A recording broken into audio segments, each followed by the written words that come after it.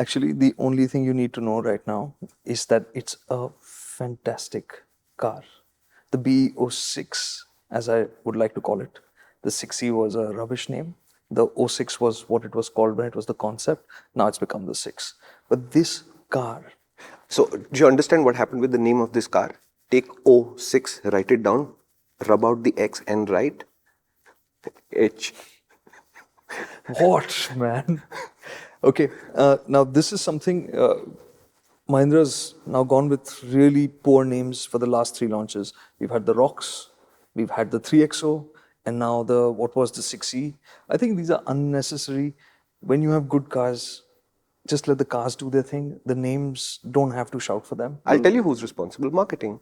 Yeah. So Look, anything that is not happening with pure engineering, which Karthik has already said, this is a good car. If a good car has been created, engineering's done its work. And Okay. who puts all the stuff around the plate that makes the plate increasingly more and more crowded and difficult to eat from? It's marketing. So, okay, the drive for the BE06 was a couple of months ago. When we went there, there were a couple of things that I absolutely loved about spending time there, and a couple of things I absolutely hated. And this comes down to this thought process, right? The marketing side versus the product side. And those two things on one hand give you so much joy, on the other there was so much frustration during those drives. And since then to now, Shumi may have forgotten where I went for the drive, which was Chennai. How long back I went, which was I think October or November. I'm not sure. That's like we drove this car last year. Yeah. And I would have forgotten half of the details that we ran through when we were getting to know the cars, because at that time we drove the BE6E and the XEV9E, which is the XUV 700s electric. I know where these names are coming from. When I type my password into the average application, these are the characters I see. So Before they turn into big dots. So right now we are going to only talk about the 6E because there is a lot to talk about both of them. And I think the 6E 6 deserves to be given its due because it's the all new car. And that's the one I want to talk about first. Okay. What was the thing about the car that made it brilliant for me right from the get-go was that the design isn't going to appeal to everybody. 100% not. But we keep complaining about car makers not being adventurous enough, not being willing to try new stuff. And with the 6, you can see that no stops. Immediately you look at it and it builds aspiration. For youngsters, it looks like a supercar, except on stilts. A lot of people will also say it looks like the Curvv, and that's not a surprise. And in the sense, there are so many small things. Like when the presentation was going on and Pratap was talking about designing the 6, he said, clean sheet of paper, has cup holders and stuff like that. And I was like, okay. So what you're saying is that the insights that were used to create the Curvv at the initial stage, those are the insights that the BE6 is also based on. Ideas are, of course, being drawn from there because even if you look in the cabin, you look at the steering wheel, the design for the boss and the way it flows, it's like what you've seen in the new Tatas. Right. But the differences, and which is also something that was spoken about there, was this is a clean sheet of paper, whereas the Curvv is built around the Nexon. Yep, of course. So you see this design work. It doesn't look awkward. It has its weirdness that the rear will look very high. And it is dramatic. But it flows in the sense that the design connects through. And it's because it's got a longer wheelbase, it's not as tall, and all of those things. So the lines just work better in that sense because it was a clean sheet of paper.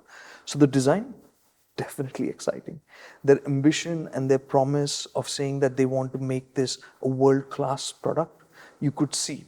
And this is the part that I love about Mahindra. They are not afraid to show you what they have done. They're not afraid to take you into the places where they engineer and design these vehicles and show you how they do it. So we went, the day before we drove the cars, we went into the Mahindra Research Valley where they showed us the battery testing facility where they test it, they vibrate it for hours on end, where they submerge it, where they test the ADAS equipment. They showed us straight cutaways of cars where you could see the suspension properly and stuff like that. So that part was brilliant, right? What you should know about dramatic designs is there has always been a long-standing debate about whether they're good for a company to do or not. Dramatic designs can draw attention. They can create aspiration, like he said, but they can also age very quickly, which is why a lot of companies are a little leery of doing super out there design for production cars. You do that for concept because the concept is about attention and not production. Therefore, if you look at, for example, the Polo didn't age a lot. But the Polo didn't also look super fresh when it arrived. It looked like a nice, clean, fresh design. Yeah. And it looked like that for a long time because it wasn't a super dramatic design.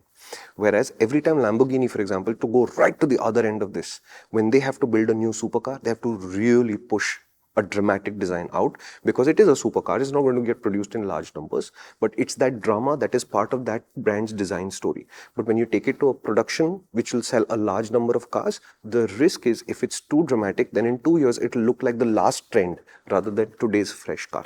That's why dramatic designs, it's a trick. It's a good trick, but it may not always work. We'll see.